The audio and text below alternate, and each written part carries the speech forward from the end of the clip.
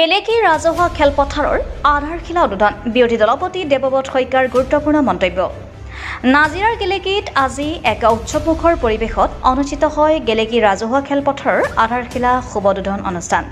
উক্ত অনুষ্ঠানত মুখ্য অতিথি হিচাপে উপস্থিত থাকি অসম বিধানসভাৰ বিৰোধী দলৰ দলপতি তথা নাজিৰাৰ বিধায়ক দেৱব্ৰত শইকীয়াই আনতাই পুঁজিৰ পৰা 10 লাখ টকাৰ অনুদান আগবঢ়াৰ কথা ঘোষণা কৰে।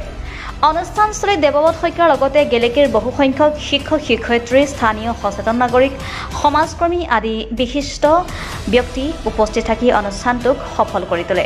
খেলপথাৰখনি গাঁৱৰ ক্ৰীড়া বিকাশৰ ক্ষেত্ৰত এক মাইলৰ খুঁটি হিচাপে আশা প্ৰকাশ কৰে উপস্থিত সকলোৰে মাজত।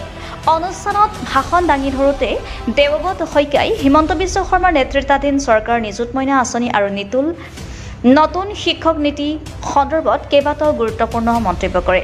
আন্তৰিক প্ৰচেষ্টাৰে গেলেকী খেলপথাৰৰ আধাৰশিলা স্থাপন কৰি স্থানীয় ৰাইজৰ বহুদিনৰ এক দাবী পূৰণ হোৱাৰ লগতে যুৱ প্ৰজন্মক শাৰীৰিক মানসিক বিকাশক লৈ আগবাঢ়িব বুলি আশাবাদী বিধায়কগৰাকী। শিৱসাগৰৰ পৰা ফৰিদ আলী ৰিপৰ্ট, অৰুণোদয় অসম। আনিছিলোঁ আৰু ৰাইজৰ সিদ্ধান্তৰ বাবে কিবা এটা অনুষ্ঠান তাতে আয়োজন কৰা হ'ব আৰু মই আমাৰ বিদ্যালয় গেলেকী চাহ বাগিচা কৰ্তৃপক্ষ সকলোকে ধন্যবাদ দিছোঁ যে ৰাজহুৱা কামৰ কাৰণে তেখেতসকলে পৰ্যায়ক্ৰমে এনেকৈ খেলপথাৰখন ব্যৱহাৰ কৰিব দিয়াৰ বাবে। কিন্তু খেলপথাৰখন খেলৰ কাৰণেই উপযুক্ত হৈ থাকিব লাগিব বিশেষকৈ, কাৰণ যদি খেলপথাৰখন উপযুক্ত হৈ নাথাকে খেলৰ বাবে তেতিয়াহ'লে অসুবিধা হ'ব। এতিয়া ইয়াত বেয়া বুলি শিল বালি পৰে কাৰণে মুদিনগৰ বাগিচাই বেলেগে এখন খেলপথাৰ বনাই লৈছে। মই তাত 1-1.5 লাখ টকা এতিয়া দিছোঁ সদ্যহতে, কাৰণ তেওঁলোকৰ ওচৰত যেতিয়া গৈছিলোঁ তেওঁলোকে ক'লে ইয়াত খেলিলে ছাৰ ভৰিত দুখ পাওঁ, ইয়াতে শিল বালি পৰি আছে। সেই গতিকে যদি ভাল এটা পৰিৱেশ লাগে তেতিয়াহ'লে আমি কিছু নিজৰ ভিতৰত চৰ্ত আৰোপ কৰি ল'ব লাগিব যে খেলপথাৰখন বেয়া নোহোৱাকৈ যাতে যিকোনো কামত ব্যৱহাৰ হয়। মই বাকী আৰু বিশেষ নকওঁ আজি।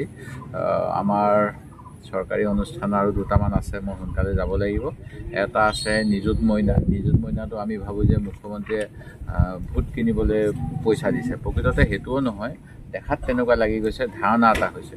আচল কথাটো হ'ল যে আমাৰ ৰাজ্যখনৰো আটাইতকৈ বেছিকৈ ল'ৰা ছোৱালীবিলাকে পঢ়া শুনা কৰিবলৈ এৰি দিছে, আধাতে সমাপ্ত কৰিছে। উচ্চ শিক্ষাৰ ক্ষেত্ৰত মাত্ৰ 18%, 100টা পাছ কৰিলে 18টাহে ওপৰত পঢ়িবলৈ যায়। এই গোটেইবিলাক হৈছে বিভিন্ন ধৰণৰ পৰিৱেশৰ বাবে, আৰু তাৰ ক্ষেত্ৰত যেনেকৈ ছাত্ৰ ছাত্ৰীসকলক এনকাৰেজ কৰিবলৈ এই পইচাটো দিছে, ঠিক তেনেকৈ কিন্তু চৰকাৰী দায়িত্বখিনিও এৰুৱাব নোৱাৰে।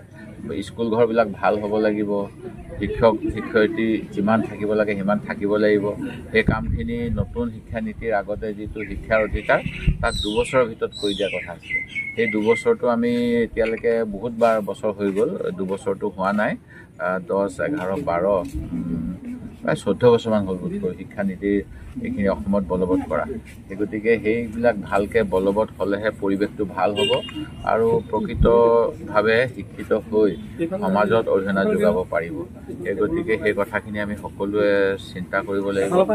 আৰু শিক্ষা দীক্ষাৰ লগতে আজি বহুত জেগাত এনেকুৱা ধৰণৰ স্পৰ্টছৰ যোগেদি, যিহেতু আজিকালি ফিজিকেল ফিটনেছ দৰকাৰ বেমাৰ আজাৰৰ পৰা হাত সাৰিবলৈ, ভালকৈ হ'লে প্ৰশিক্ষক হিচাপেও সংস্থাপন পায়। মই কালি এজন ল'ৰাৰ লগত কথা পাতি আছিলোঁ, মোক লগ পাব বিচাৰিছে। এই বেডমিণ্টনৰ এতিয়া বৰপেটাত কোচিং দিবলৈ যাব, মঙলদৈত কোচিং কৰি আহিলে। মই সুধিলোঁ ক'ত শিকিছিলা? ক'লে যে আমাৰ নাজিৰাত যিটো ইনডোৰ ষ্টেডিয়াম আছে তাতে মই শিকিছিলোঁ। অৰ্থাৎ নাজিৰা ইনডোৰ ষ্টেডিয়ামত বেডমিণ্টন শিকাৰ পিছত এতিয়া অসমৰ বিভিন্ন জেগাত এটা ল'ৰাই, নাজিৰা ল'ৰা এটাই উপাৰ্জন কৰিব পাৰিছে এই খেলা ধূলা শিকাই। সেই গতিকে এইটো এটা ভাল কথা মই কালি গম পালোঁ। সেই গতিকে আমাৰ ইয়াৰ পৰা এনেকুৱা আৰু বহুত কোচ ওলাওক। আজিকালি সেইটো এটা বহুত বিশেষ গুৰুত্বপূৰ্ণ বিষয়, বোধ কৰোঁ নতুন এডুকেশ্যন পলিচিত ছাবজেক্টটো আছে কিজানি সেইটো। সেই গতিকে এনেকুৱা ধৰণৰ পৰিৱেশটো হওক, সেই উদ্দেশ্য ৰাখিয়ে এইখনৰ ফিল্ডত 10 লাখ টকা আৰু কেন্দুগুৰি স্কুলৰ ফিল্ডত 10 লাখ টকা দিছিলোঁ।